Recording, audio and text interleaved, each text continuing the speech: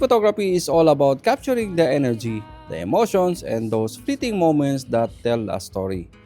And to do that, you need the right lens. Today, we're talking about the Lumix 25mm f1.7, a budget-friendly, sharp, and fast prime lens that's perfect for street photography. Wonder if I'm the one to blame. I'm hollow.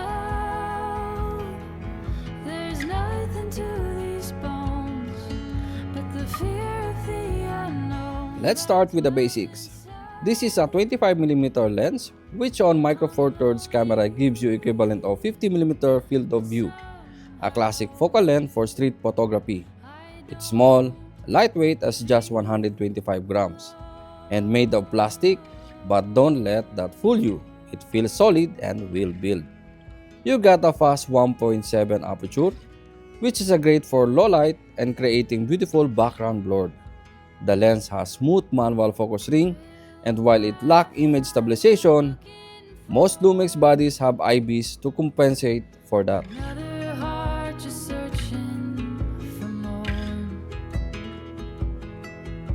The key to all of my closed doors.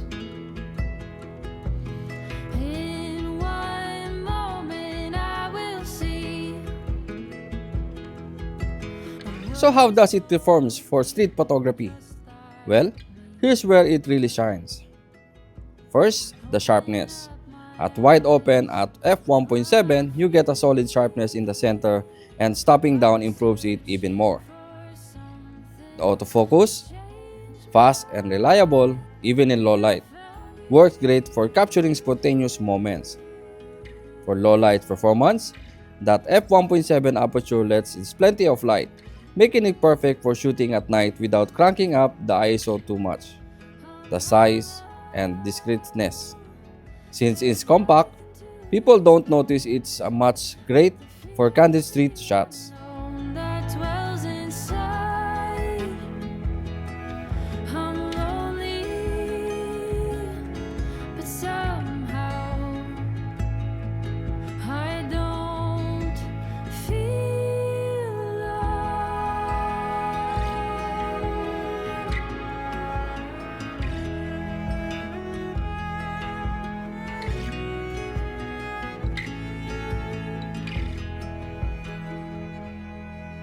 One thing I love about this lens is the bokeh. While it's not as creamy as more expensive lenses, the out of focus areas like smooth and natural. This make it solid choice for environmental portraits or isolating your subject into the busy scene. by step and day by day. I feel just like a pawn in this masquerade. It's funny how the truth seems so cliche. Each day. So, is the Lumix 25mm f1.7 worth it for street photography? Let's break it down. For the pros, first, it's affordable. One of the best budget prime lens out there. Next is great image quality, sharp and fast. And you have compact and lightweight, easy to carry around all day.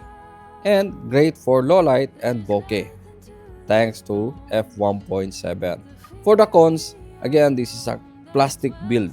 Doesn't feel as premium as metal lens. No weather sealing. Be careful in bad weather.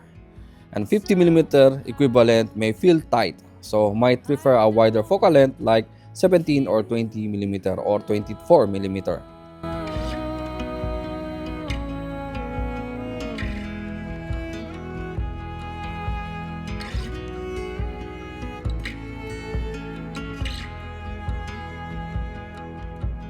Will I find If you are a Micro Four Thirds shooter looking for affordable, sharp, and fast prime lens for street photography, the Lumix 25mm f1.7 is an easy recommendation.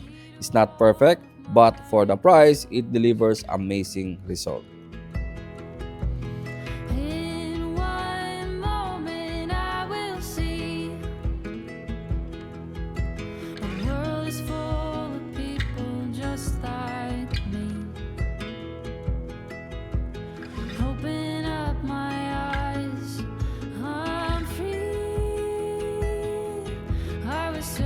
And guys, if you are searching for a perfect background music or sound effects for your content or video, check the audio.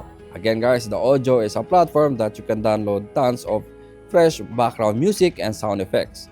And again, they have a cool 2 AI, the Hans AI and the link match, easy to use and perfect to match your video. So again, if you want to avail the 70% off, please check the link on the description and put the special code. And again, you will get a 70% off for the Audio Pro in 1 year. And guys, if you want a film look for your photo or video, check the Dehancer. The Dehancer is a film emulation that gives you a good vibes film in your photo and video.